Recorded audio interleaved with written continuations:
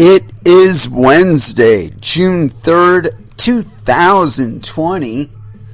It is 8 p.m. Pacific Standard Time, and so you know what time it is. It's time for a little bit of coin metal. And it was yet another virtual Get Your Ass Kicked at Jiu-Jitsu Wednesday. Hopefully that'll be ending very soon.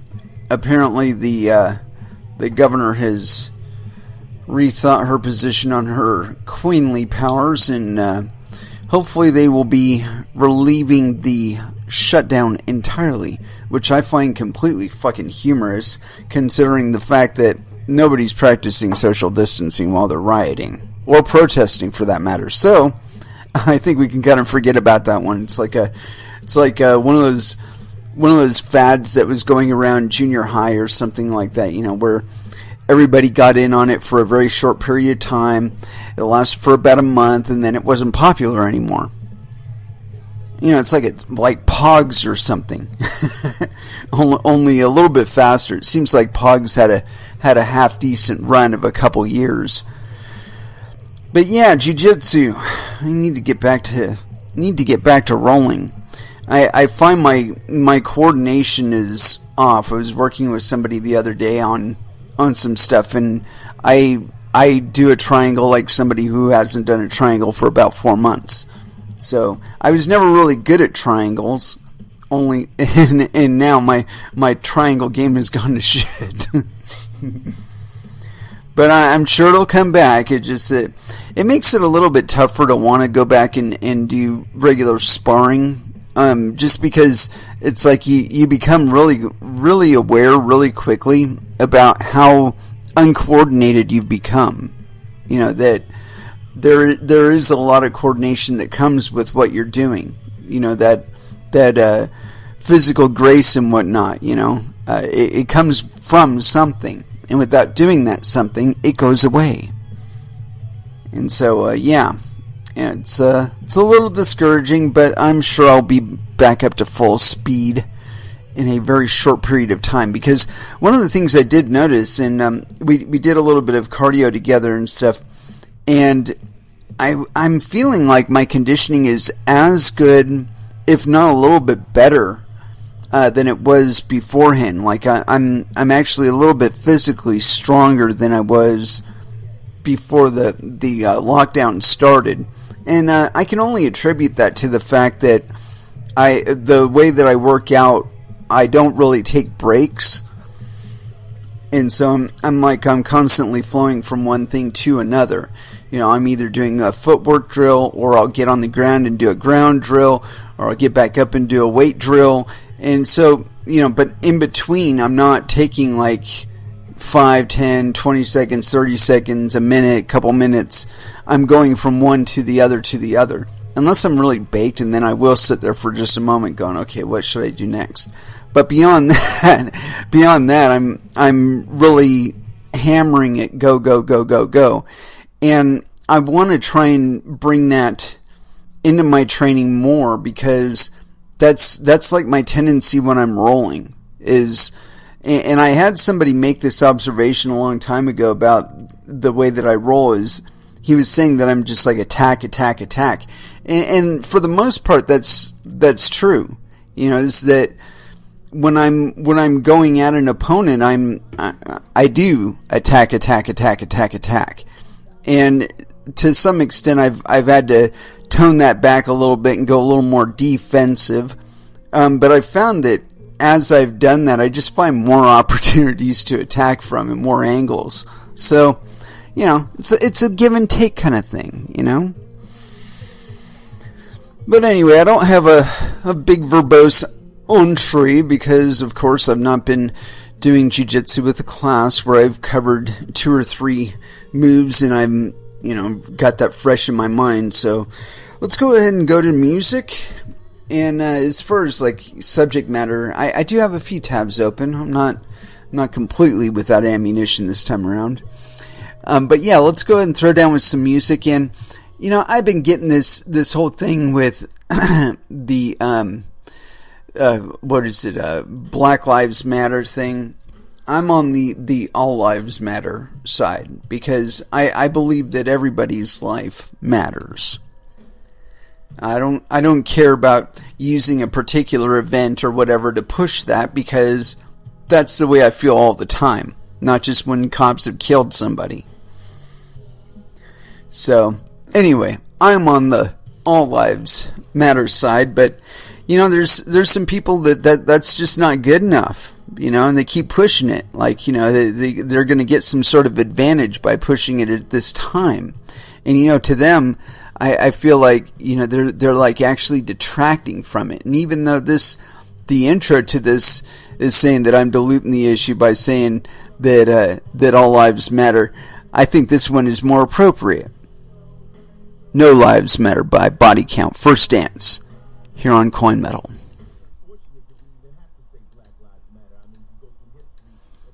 And that was Overkill with Last Man Standing.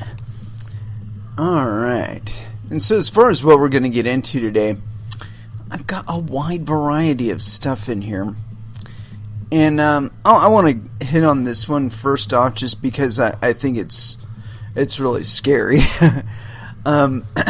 It seems like the DEA is running out of things to do now that the United States is finally sobering up concerning illicit substances and the consumption thereof. And although we haven't fully straightened all that business out, I really believe that it's one of those markets, you just completely deregulate it. Don't even worry about it. Don't consider it illegal or legal substance.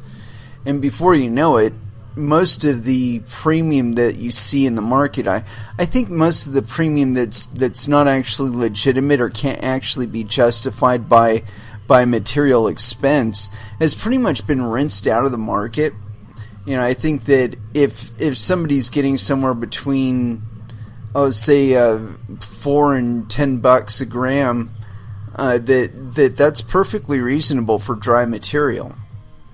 I would I have to wonder about $50 bubble hash, but I don't know. I've made some bubble hash that I'd probably pay $50 for. So it's half good, half bad. I don't know. It's kind of subjective, But in any case, I think that the DEA is kind of losing their mandate.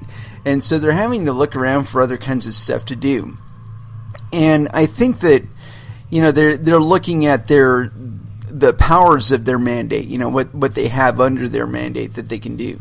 Like monitoring shit and whatever, and calling up NSA information requests or DHS information requests, and all of the information resources that they have access to. And so it seems to me like they're kind of reshifting their footing of what exactly they do. They're probably going to have to even rename themselves. But so here it is. This is on BuzzFeed, so I don't know how serious to take it. BuzzFeed News. The DEA has been given permission to investigate people protesting George Floyd's death. And this is on June 2nd, 2020 at 6:48 Eastern Time. And this is authored by Jason Leopold and Anthony Cormier. So yes, double penis.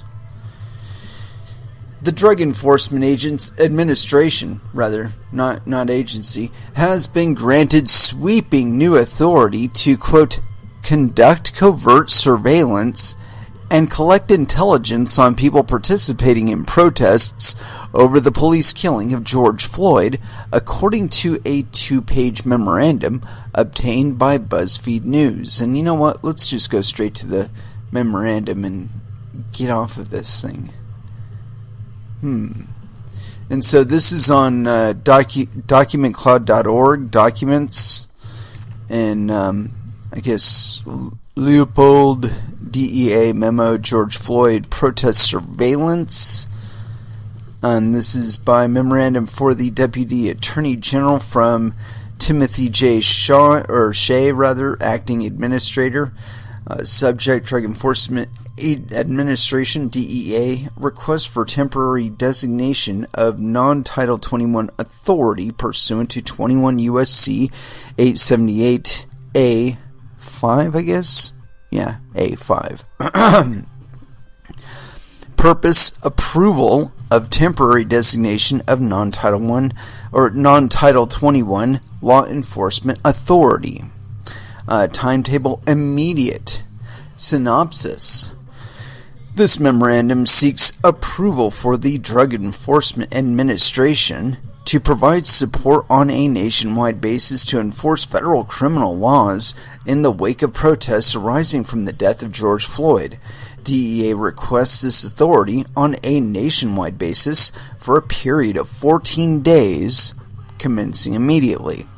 Discussion: on May 25, 2020, George Floyd died in Minneapolis, Minnesota, after a police officer kept his knee on the right side of Mr. Floyd's neck for over 8 minutes, while Mr. Floyd was handcuffed and lying face down on a city street during an arrest.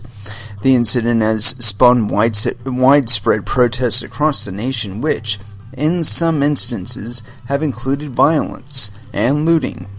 Police agencies in certain areas of the country have struggled to maintain and or restore order.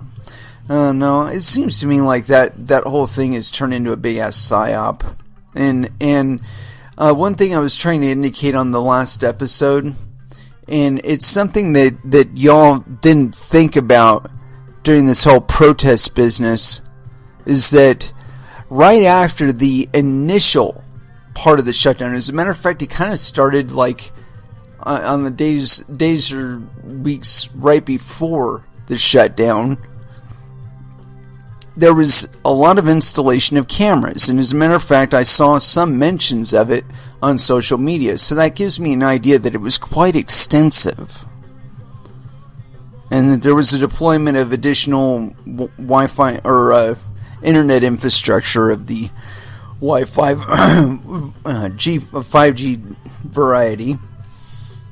And while I'm not getting into all that 5G business and mind control and all that shit, I am saying that they deployed this massive net of additional fucking cameras and microphones, all hooked up to fucking AI with pattern recognition and facial recognition and all that other shit. And they installed that shit months ago. Okay, so, you've probably gotten used to seeing it by now, and probably don't even think of anything of it when you see these fucking cameras everywhere.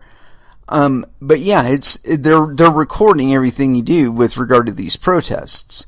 So whether or not you've got your fucking masks on and shit, they've probably seen you enough times to where they can identify your face in full, because little bits of it get exposed here and there, and they're recording everything in real time. So probably within like blocks of the area that you were coming into, if you weren't completely dressed down the whole way in, like from maybe almost from the point you left your house, you were probably recorded the whole time. Whether it was day or night or any of that other bullshit. Continuing on. Discussion made with the DEA investigative authority as set forth in 28 CFR 0.100 in the Controlled Substances Act is limited to enforcing federal crimes related to drugs. As the federal crimes being committed in the wake of Mr. Floyd's death are largely not drug related, the DEA's ability to assist our counterparts is limited. Yeah, because you're not supposed to act as an enforcement agency beyond the scope of your mandate. Under 21 U.S.C. 878A5, however, the Attorney General is authorized to designate DEA to perform other law enforcement duties as he may deem appropriate. Accordingly, in order for the DEA to assist to the maximum extent possible in the federal law enforcement response to protests which devolve into violations of federal law, DEA requests that it be designated to enforce any federal crime committed as a result of protests over the death of George Floyd. DEA requests this authority on a nationwide basis for a period of 14 days. If this request is granted, the DEA special agents and task force offices will, as necessary, number one, conduct covert surveillance and protect against threats to public safety. Number two, share intelligence with federal, state, local, and tribal counterparts. Number three, if necessary, intervene as federal law enforcement officers to protect both participants and spectators in the protests. And four, if necessary, engage in investigative and enforcement activity, including but not limited to conducting interviews, conducting searches, and making arrests for violation of federal law. Authority. The Attorney General has the authority to assign non-Title 21 enforcement duties to the DEA under 21 U.S.C. 878A5, which provides in pertinent part that the Attorney General may authorize any officer or employer of the DEA to perform such other law enforcement duties as the Attorney General may designate. This authority has been delegated to the Deputy Attorney General by 28 CFR 0.15 recommendation. I hereby certify that this temporary delegation of non-Title 21 law enforcement authority is necessary for the conduct of the activity to which it relates, and that the activity is necessary for the public safety and welfare. Therefore, your authorization and approval of the described operations is requested. And it's non-signed as of yet. Yeah. Really interesting. Like I said, the DEA is getting bored because, they're not really being requested as much on the marijuana front. They're probably stuck on things like international interdiction and stuff like that at this point. But that they've been kind of demoted in the facility that they were once serving. But yeah, I think this is really interesting. This is actually screen captured. It looks like off of somebody's desktop, because I can see the cursor on it. A Macintosh from the look of it. But yeah, I don't know what to think of this. They're only asking for it for 14 days. But, once they get that authority, what's the likelihood that it'll be diminished, I guess? And also that they expect to be in operations for 14 days. I don't know about you, but I don't really think there's 14 days left of this rioting. I think that the rioting and looting and whatnot has pretty much run its course. And that, we might see a little bit more on the retail front. And some expressions of it out there still with, people getting stupid. Don't get in front of vehicles. I don't give a fuck what your best friend tells you to do. Don't get in front of fucking vehicles. You're not going to win. And really, if you win, what's the best thing that's going to happen? You're going to get the driver out and beat the shit out of him? For what?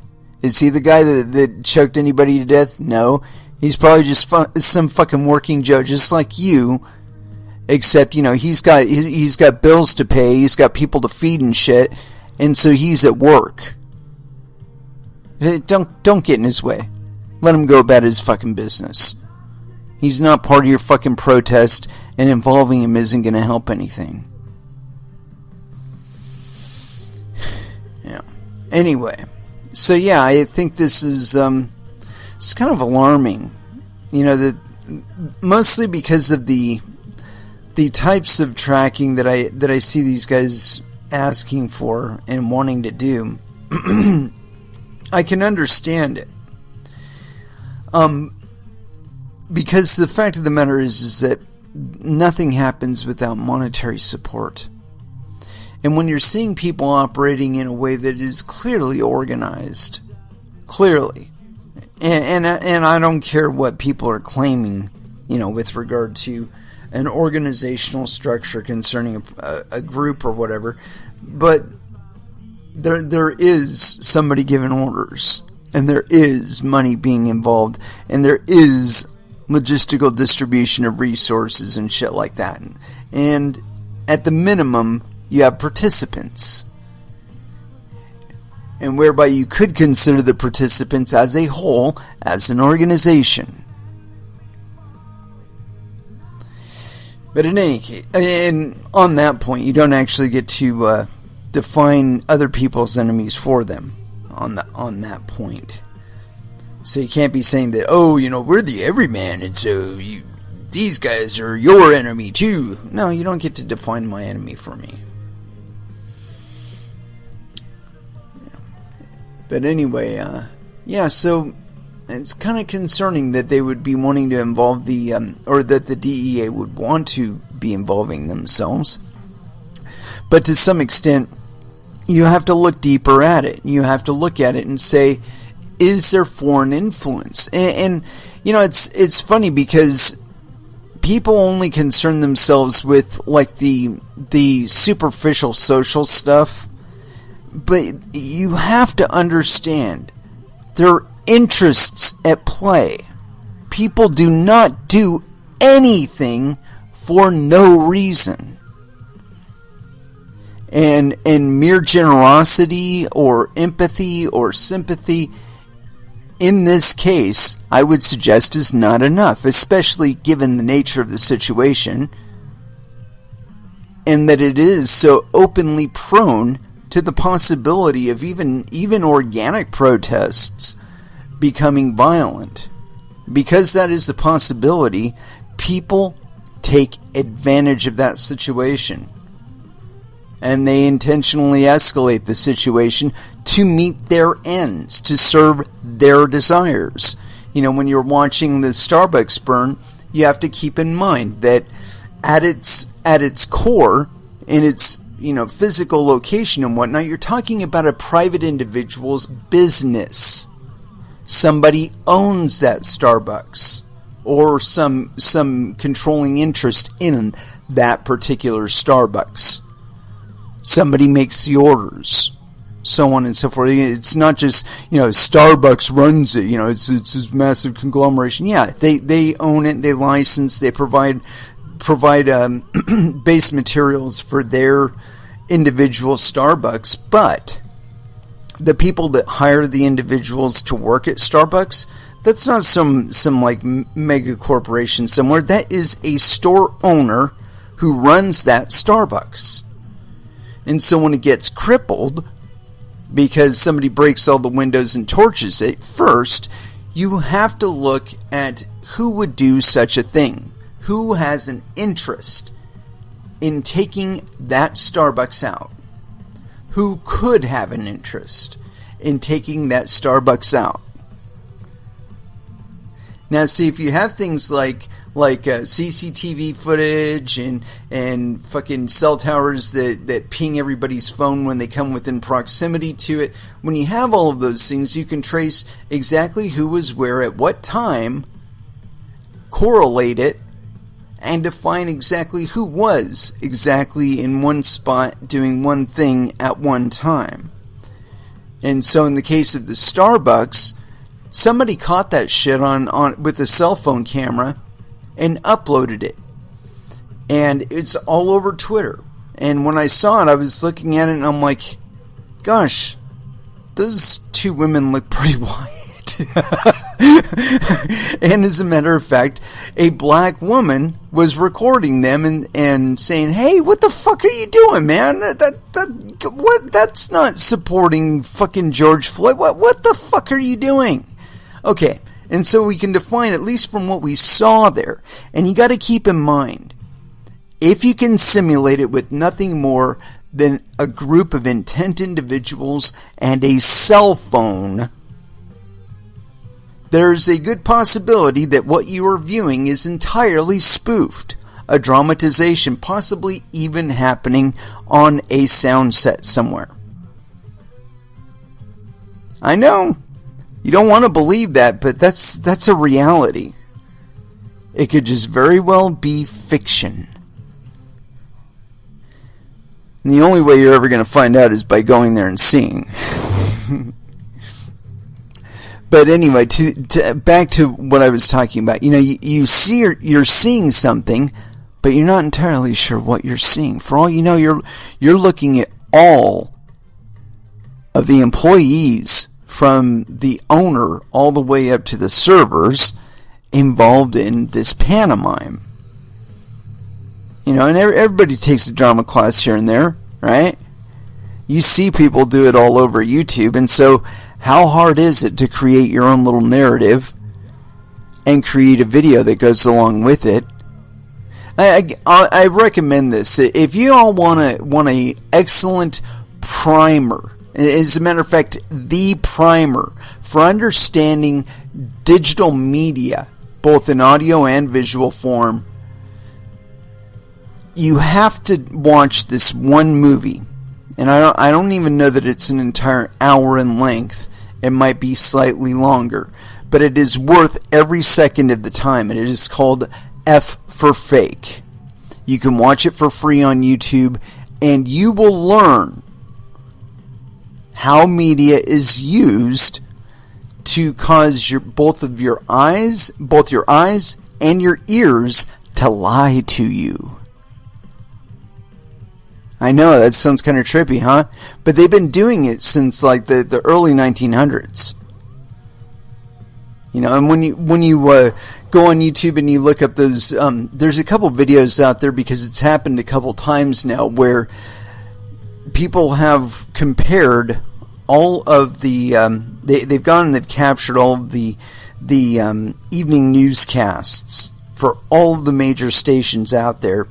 And they sync them timestamp wise, and they're all saying the same exact words. It doesn't matter where it is. It doesn't. Just slight little iterative adjustments on the inflection or whatnot. But for the most part, it's the same exact fucking thing. And you're watching it, and it's like 4 minutes long, and you're like, it's the same fucking report. But it's in 30 different states, in podunk little fucking towns. And like, if nobody had the ability to capture each and every one of these and compare them, you would never know it was happening. But all of them are saying the same thing. I mean, that scares the shit out of me, because they could all be telling you the same lie. Or same lies. Anyway, let's go ahead and throw back down with some music. It's been a little bit. And I think this is appropriate given what we've been talking about. Judas Priest, Electric Eye, here on Coin Metal. Oh, wait a minute. There we go.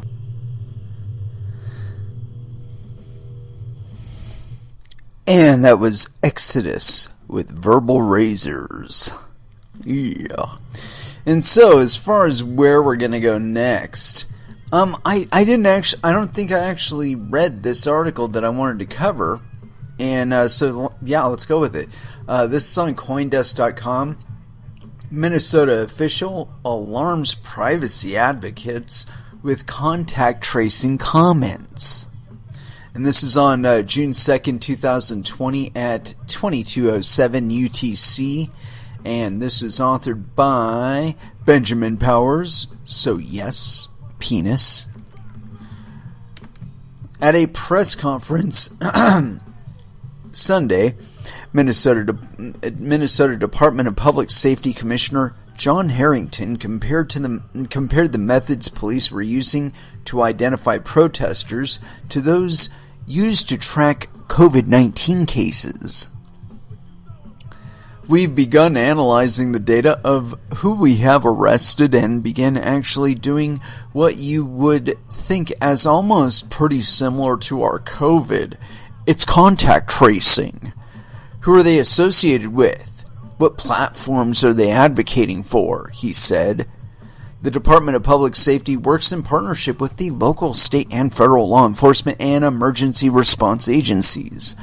Public health and privacy experts reacted with alarm, saying that conflating law enforcement and contact tracing could hamper COVID-19 tracing efforts by sowing distrust of the process as protests continue across the U.S. Quote, "You need people to engage with contact tracing to save lives during an epidemic," said Nigel Smart, a Swiss professor who has been a key figure in pushing Europe towards decentralized contact tracing protocols. He said that from a public policy point of view, the statement was both worrisome and short-sighted. Oh my god. Short-sighted. That isn't even the fucking word to describe it. Quote, "Making people think that contact tracing could also be used for political or law enforcement may make people less likely to engage with contact tracing during an epidemic, which would lead to unnecessary loss of life." No. We know exactly what you're going to fucking use it for. We know you're going to use it to track people down and execute them. That's what you've been using it for. Continuing on. This sentiment was echoed by Caitlin Rivers, an assistant professor at Johns Hopkins Center for Health Security, which is closely tracking the spread of COVID-19 across the U.S. Quote, "This is not contact tracing. What is described in the video is police work," said Rivers in a tweet. "To see the two linked jeopardizes the credibility of public health, which needs community trust to work effectively." Protests over police brutality and the death of George Floyd have raged for days in Minneapolis and across the U.S. George Floyd was an African-American man who was killed by police when an officer kneeled on his neck and choked him for more than 8 minutes. The incident was caught on video. Quote, "The real danger is that COVID tracing apps in the name of public health will be weaponized against dissidents, which is why we must support decentralized alternatives." You fucking people are idiots. No. It's why we should support not fucking tracing us at all. Period. The U.S. does not have an official database for tracking police brutality. No, and they still won't after they fucking start tracing you for everything. But according to the research group Mapping Police Violence, last year alone, police killed more than 1,000 people, with black people disproportionately killed among those. The concerns over undermining contact tracing efforts are exacerbated when black people are twice as likely to die from COVID-19 in America. Yeah, that's because of vitamin D deficiencies, because they're spending all their time indoors, because they're afraid to go outside because the cops might fucking kill them. Contact tracing is the process of ascertaining who might be infected with COVID-19, might have come in contact during the period in which they were contagious. Governments, health experts, and privacy advocates have been debating for weeks how invasive privacy-speaking contact tracing tech would need to be.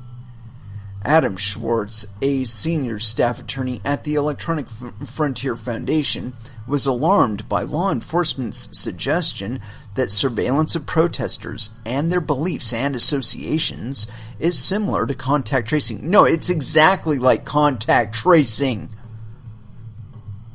Contact tracing is a description of a surveillance method, i.e. a specific method devised to invade in your privacy, devised specifically and solely for that purpose. Now, to what end they put it to, that's their choice. I would rather take that tool out of their hands, period. They don't need it.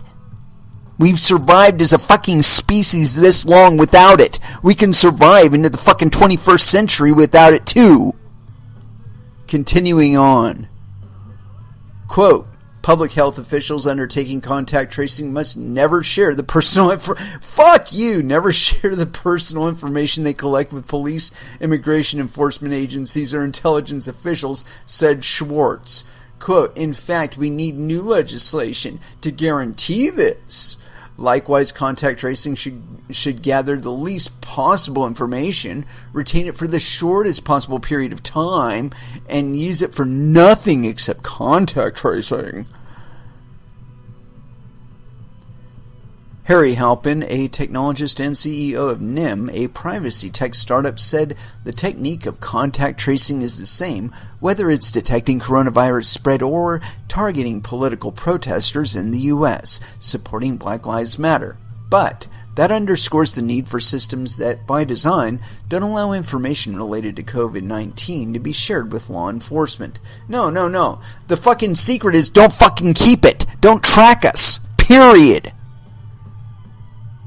Quote, the real danger is that COVID tracing apps in the name of public health will be weaponized against dissidents, which is why we must support decentralized alternatives. Overall, if possible, we must always leave your phone at home, even at protests. Yeah. Because heaven forbid you might fucking record a cop doing something highly fucking illegal. Like, I don't know, murdering somebody or raping somebody during a protest. Your shit's being weaponized against you. Do not put fucking contact tracing apps on your fucking shit. I mean, they're already pinging all your devices all the time.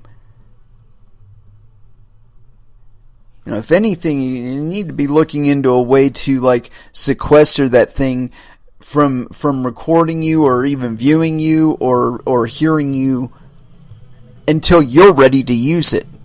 You know, not connecting to the fucking internet anywhere that you're not actually using it.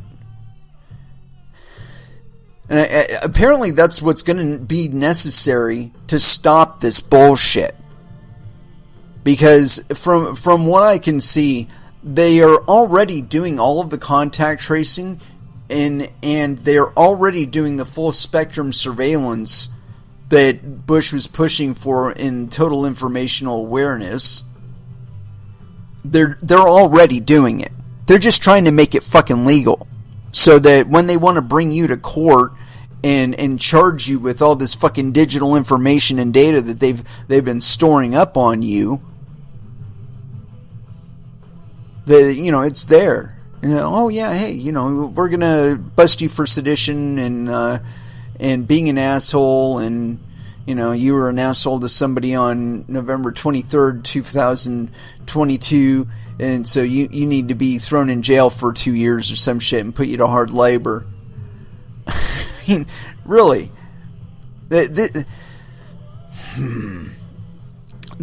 thing is that there is no way to stop them once you give them permission to use the data, gather and use the data for anything. It doesn't matter what it is. They have a design. They have an end goal for how they want to apply this technology. And nothing that they tell you is that thing. They're not going to tell you, we are going to use this for political assassinations. We're going to fucking kill anybody that says anything that we don't fucking like. We're going to track them fucking down by their cell phone, and we're going to fucking execute them in their own bed. We're not going to take them to court. We're not going to put them in jail. We're just going to fucking kill them. No, they're not going to tell you that shit up front. No, they're going to tell you, oh yeah, this is to trace and make sure that you're not infecting your whole neighborhood with COVID. Oh no, we're just tracking domestic terrorists to make sure that they're not in Antifa. They're just looking for permission, just looking for an excuse. They have all the other bullshit. They've got all of the elements out there in either text form or already passed in law form, and already out there assembled in material form. And it's just a matter of working you down to where you agree under some pretext. It doesn't matter what it is. Does not matter what it is. They will invent a fucking pretext, a fucking false flag bullshit to create a pretext. Like they created a pretext to pass the fucking Patriot Act. They created a pretext to pass Obamacare. They're going to create a pretext to fucking push this COVID fucking contact tracing bullshit through and making it legal. Now, there is nothing about contact tracing that parses with the Fourth Amendment. Nothing at all. As a matter of fact, most of our intelligence agencies' mandates that operate here domestically, they're completely in violation of the Constitution. Period. But it's just winnowing everything around to where they have like I said, they've got the whole apparatus in place. It's just a matter of locking it down to where they've got permission, man. It's right there in fucking black and white law that they get to track down anybody they want to and fucking kill them or put them in prison or whatever. You know, and in this age, the age of deep fakes and all that, they could create the media that they put out there on fucking Twitter, and it's got your voice, it's got your picture, it's fucking saying the thing that they're saying that you're saying. And they plastered all over social media. The whole world's against you in no time. And who are you to say otherwise? You're not going to be able to say shit. It's going to be over. It's going to be over before you're like even fully cuffed.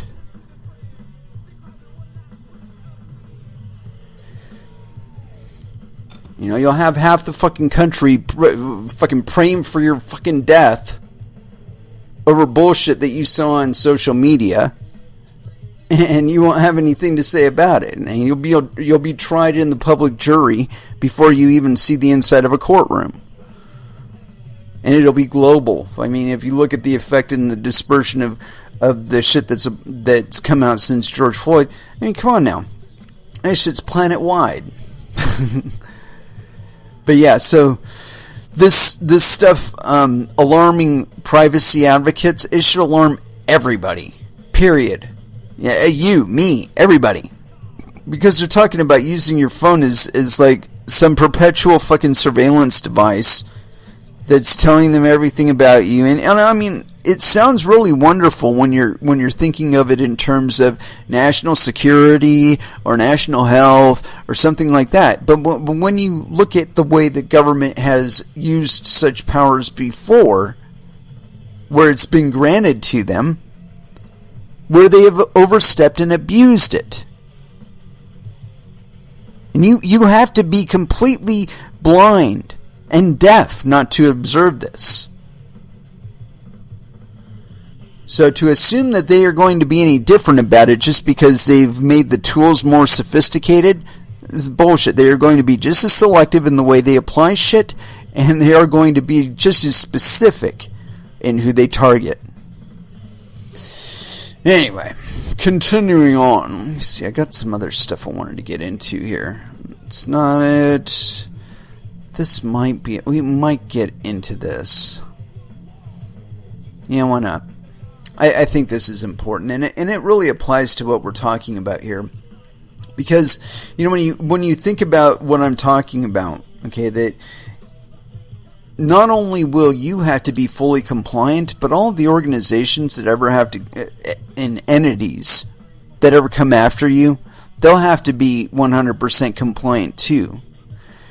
Meaning there can't be any record of them doing something that's illegal. Otherwise, they get treated like you do.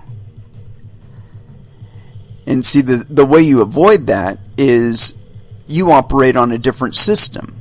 Well, if you operate on a different system that will pre-select you from the just fuzz, the static of all the number of nodes out there, you go from being, you know, just some unspecific node bobbling around out there to where you have special permissions and you have special keys and special encryptions and whatnot that separate you from the whole and give you a little more power. And so all of a sudden the incentive to corrupt one of your nodes goes up because it has special powers. And this is a balance of incentives, kids. And if you make it into a standardized set of rules and protocols, the likelihood of you educating a number of potential adversarial actors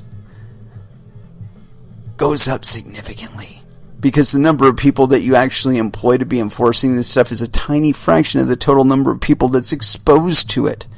Because you have to educate developers, they have to write code for it. Well, do you think that they don't know what that fucking code does?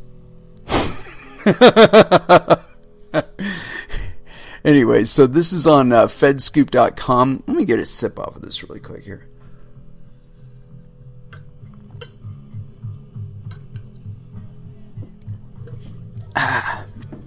And so, yeah, special powers, special protocols, whatnot, it kind of makes you stick out a little bit more. Kind of makes you a more enticing target, you know? And so I got this thing, it's on fedscoop.com, and it is CISA looks to offer a new DNS resolver to civilian agencies and beyond. And this is written by Dave Nixepier, something like that. Anyway, yes, penis. It was authored June 1st, 2020. The Cybersecurity and Infrastructure Security Agency wants to limit ransomware, phishing, botnet, and malware threats to civilian agencies by rolling out a new domain name system, DNS resolver service, with a plan to eventually provide it government-wide. As the DNS translates websites' people-friendly domain names into the numerical IP addresses that computers use, resolver technology rides along to allow or block access to sites. Millions of federal employees visit non-governmental websites each day, and the CISA technology is intended to improve their protection from malicious infrastructure capable of launching cyber attacks. Quote, operated defensively, protective DNS can protect agencies and their users from attacks and ensure online systems are resilient, said a CISA spokesperson. Quote, the service will also afford CISA insight into active cyber threats for analysis and future protection of the federal enterprise. The new resolver will fill in some significant gaps. Most agencies are already legally required to use CISA's Einstein 3 accelerated resolver, but it doesn't support direct use by mobile devices and cloud infrastructure or encrypted DNS resolution protocols. Such agencies bypass CISA's protections as a result. So, the General Services Administration issued a request for information from potential providers of a new resolver. The desired resolver would address current service gaps, providing plain text and encrypted DNS resolution over transport layer security, TLS, and hypertext transfer protocol secure, HTTPS, connections in both Internet Protocol version 4 or IPv4 and the newer IPv6 address spaces. The resolver would be recursive, meaning it returns IP addresses faster because one DNS server is communicating with several others on behalf of a client rather than the client communicating directly with each one. Domain names used in ransomware, phishing, botnet, and malware campaigns would be neutralized through using government and commercial threat intelligence feeds CISA chooses for near real-time filtering decisions. Content wouldn't be filtered based on taste or agency policy to block, say, gambling or social media sites, the spokesperson said. CISA wouldn't have operational or policy control over mobile devices using the resolver, though it wants to protect them without a virtual private network connection into a home network. the resolver should be resistant to distributed denial-of-service attacks, according to the RFI. CISA would authorize agencies before they can use the resolver, starting with 5 agencies and a maximum of 150,000 users. The provider CISA seeks would be expected to scale the resolver to all executive agencies within 2 years and 5 times the load within 3 years to extend the service to other interested agencies. Okay, I can see a threat right there. Quote, the intended users of the service will be executive branch agencies, reads the RFI, but we are interested in eventually offering the service to other U.S.-based government organizations, including other branches of the U.S. government and state, local, territorial, and tribal governments. Service will be made available to additional agencies, quote, as appropriate, the spokesperson said. DNS queries should be logged and stored for 30 days with the provider and for a year in a scalable data warehouse, according to the RFI. CISA wants a .gov domain for Internet access that it manages and a web application for usage statistics and dashboards, domain blocking alerts, analysis, and updating filter lists. Agencies would be able to query their DNS histories using the app.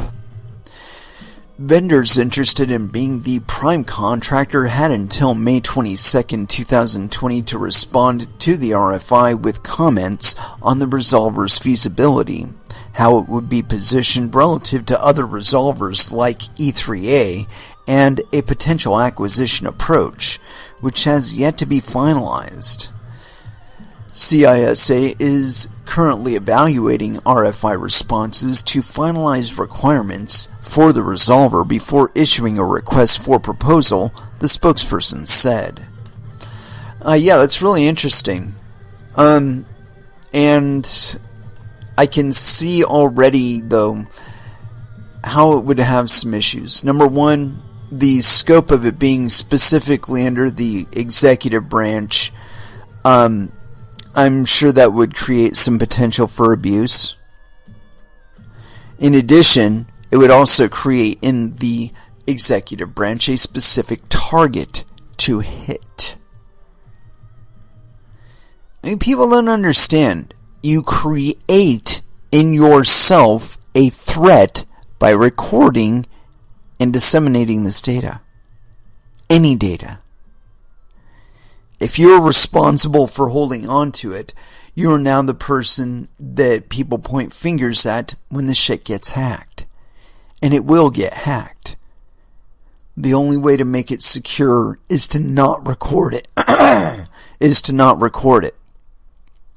Otherwise, it will be known. I mean, information wants to be known. If you don't want it to be known, don't record it. Anyway, I got this other thing that I wanted to get into before we do any more music breaks. And this one is kind of a little bit off of what we were talking about. But yeah, so here it is. This is on scmp.com. Mysterious tombs in China found to be Bitcoin mining operations. I don't know how serious to take this one. It was authored, or published rather, June 2nd, 2020, and I suppose this is by Abacus, whoever that is. And so, yeah, here we go. This article was originally appeared in Abacus, and so let's go there. So Abacus is some weird site that doesn't show us what we want to see. Okay, let's go ahead and get out of it then. Shit. Damn it. Man. Gotta reopen the close tab and then go back.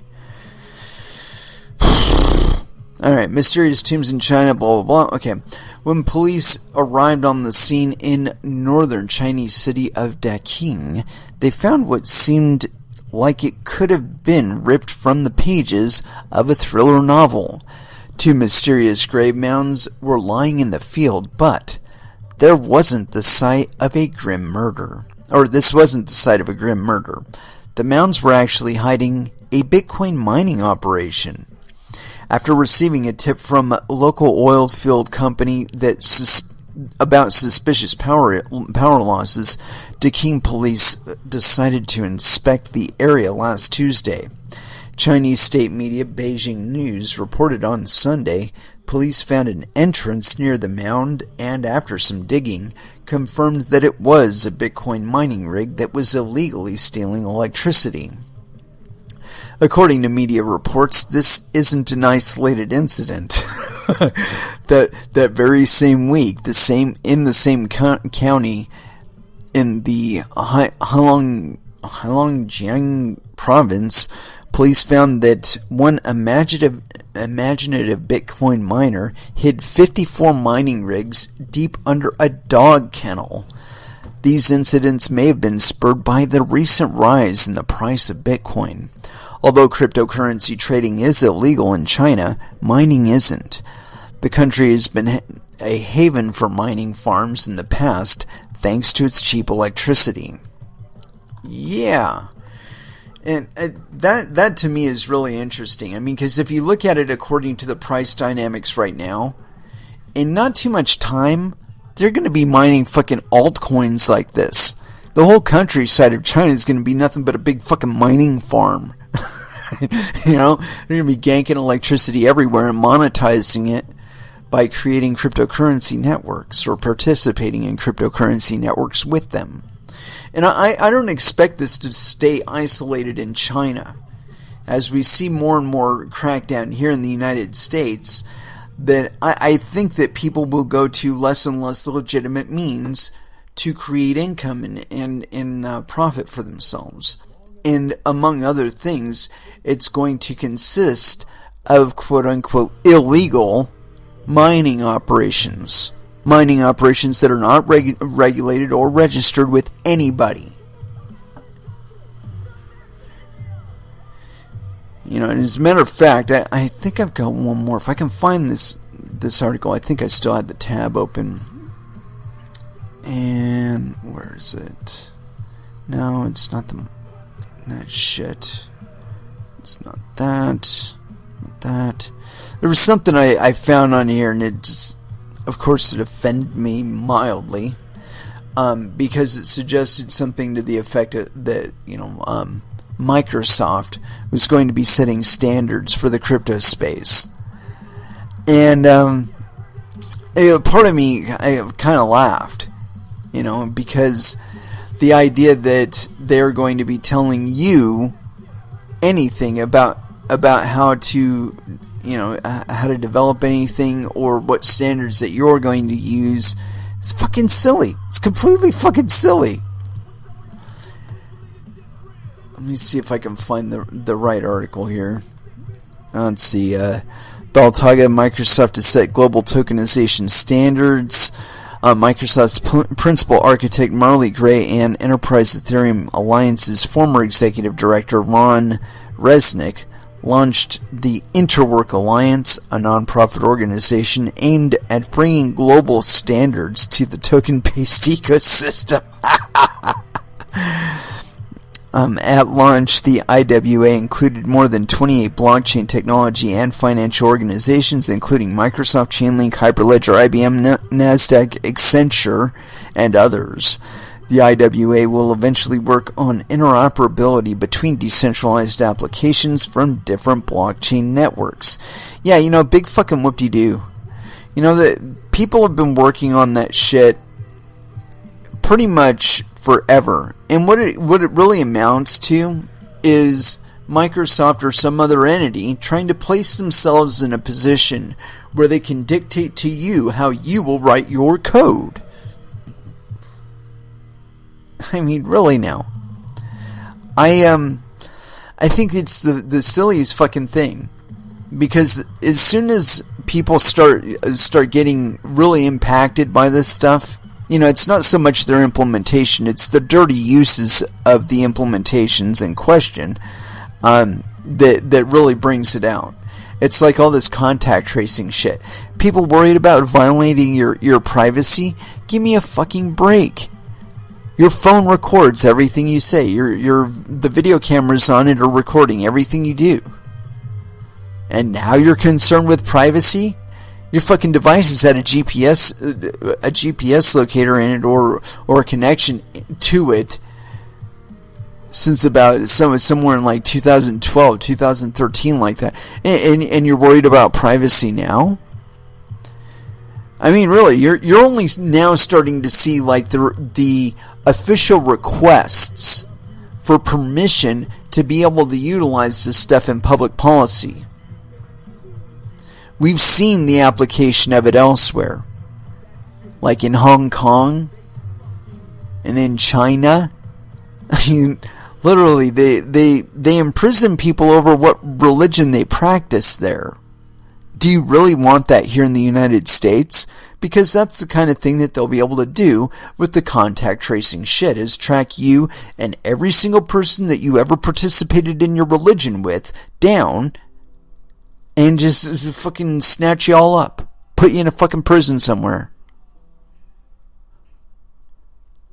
I mean, really, Nazi Germany didn't fucking happen for no reason. It happened because the years before the Nazi regime really came into power and the war started and all that, they spent that time winnowing away dissidents, people that were speaking out against the fascist movements. And they were doing it via the telecommunications networks and through social isolation that they propagated through media. And I think that we're kind of seeing the same thing. And I know for a fact that the people that are participating in this, they are a unified group. I can tell because of the way that they operate. It's very uniform. And you probably have friends that when you say things like all lives matter, that they react very, very negatively.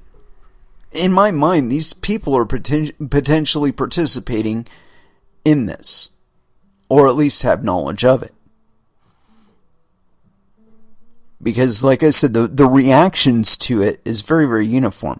Now, of course, it could just be Twitter and Facebook, and the fact that memes are propagated very, very quickly via these mediums. But at the same time, you have to pay attention to them, because they'll always have little details. You know, it's almost like metadata on a packet of information on the internet or whatever. Metadata. There's always little memetics that they're pushing, all mental things that they're pushing. And when you're paying attention to it, if you start hearing things that sound like they're prepping you for like a Scientology group or some shit like that, it means they're probably pushing that level of devotion on their participants. In other words, the people that are in them aren't specifically there solely out of their desire. Some of them are there because they've been guilted into it, coerced into it. And so it's in their interest to coerce as many people around them into it so that they don't feel like a fucking dupe. Anyway, let's go ahead and throw back down with some music. And I haven't picked anything out. And but I think that I can find one really quick here that kind of expresses the way I feel about this. And so here it is. Slipknot, the negative one, here on Coin Metal.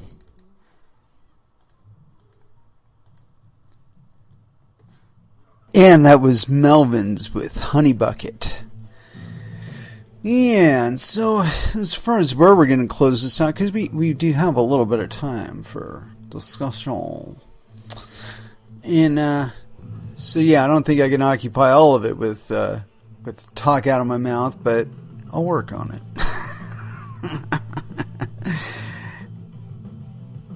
Alright, let me see what I got here. I did have this other thing I wanted to get out. And we covered that yesterday. I still haven't written up the synopsis for that. Or not yesterday, but Monday. But there was something else I wanted to get into. Damn it.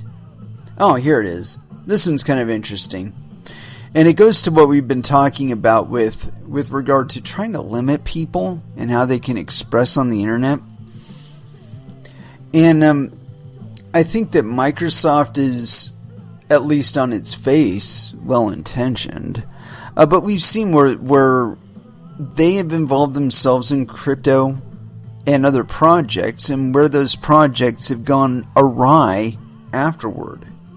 And I can only think that there's a possibility of a tweaking of the interests that comes along with the involvement of Microsoft, and that in some way affects the entities that they occupy in such a way that they act in ways that are not necessarily conducive to their former purpose. I'm not going to name any names. Anyway, this is on news.bitcoin.com, and this is by Jamie Redman. And I believe, yes, penis. This is authored approximately 2 hours ago. Despite Russia's confusing crypto laws, P2P Bitcoin trade volumes soar.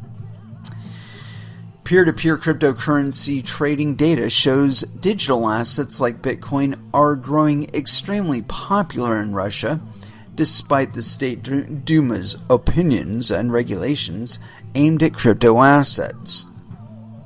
On Monday, the Russian government published a draft version of litigation mandates called, quote, on digital financial assets, and lawmakers are looking for public opinion.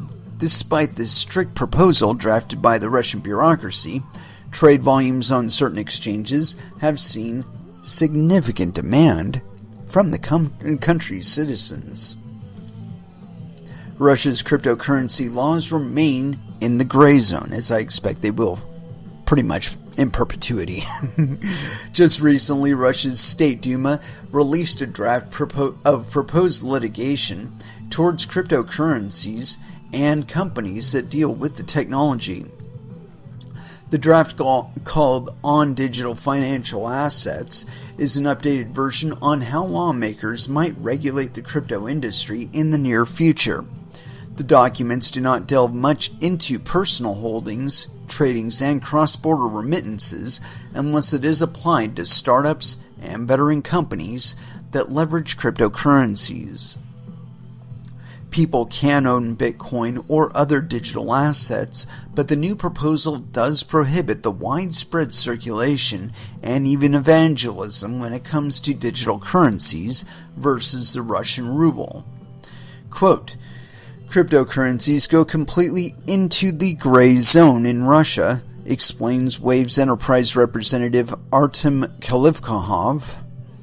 People who own one or two Bitcoins are not at risk, but all cryptocurrency exchanges and wallets hosted on Russian sites with a .ru at the end are now at risk. Demand for cryptos like Bitcoin and Bitcoin Cash has been thriving in Russia. Despite the newly updated proposal, Russian trade volume for Bitcoin on the peer-to-peer trading platform Local Bitcoins has been surging. For 2 months straight, Russia has outpaced a number of other countries who have also been seeing significant trade volumes stem from the Russian people. CoinDance statistics indicate that Russia has accounted for 20% of May's LBC trade volume. Even though regulatory clarity has kept Russians in the dark, LBC's data shows that citizens from the region are demanding more Bitcoin than they have in years. Data from Bitcoin.com's local Bitcoin Cash marketplace, local.bitcoin.com, indicates that Russians are trading a lot of BCH as well. In popular regions like Venezuela and Colombia, there are people who have traded 50 to 100 times using local.bitcoin.com. In Russia, however, traders have settled over 1,000 buys and sells in the local region. People accept credit cards, Advocash, Kiwi, and other bank transfers. One trader from Russia shows that he/she has settled over 15,000 trades in the country purchasing Bitcoin Cash. Russia was recently featured in an ONFO research report, which had shown the country saw a faster network effect than the likes of the US and Germany. The trend of adoption continues despite Russian lawmakers proposing a law that will allegedly criminalize buying Bitcoin with cash. News.bitcoin.com's Jeff Gogo reported on how offenders from Russia could face 7 years in jail if the law is enacted. While the Russian government seems like it will crack down on Bitcoin, there have been rumors of the country banning digital assets for over 7 years now. Even so, Russian residents are still in the gray zone. Like Artem Kalikov stressed, the demand for cryptocurrencies continues to thrive. I believe that the market for decentralized and peer-to-peer cryptocurrency exchange is going to continue to thrive and grow. I expect that people in the not-so-distant future will start exchanging goods and services directly for cryptocurrencies and sans any permission or involvement or taxation of any government entity whatsoever. That's right.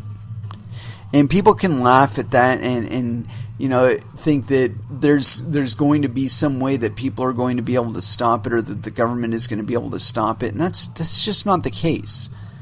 Such a power is entirely too powerful to be out of the hands of government, and if it's in the hands of government, it will be in your hands as well, simply by nature of it. What I envision in the not-so-distant future will be the eventual realism that will dawn on everybody, where we start to understand that the costs that we're imposing on one another with these frameworks and regulatory burdens and taxation are producing zero, if any, value whatsoever for the market as a whole. And as with any other bottleneck or inefficiency, we will simply circumvent it or design our way around it.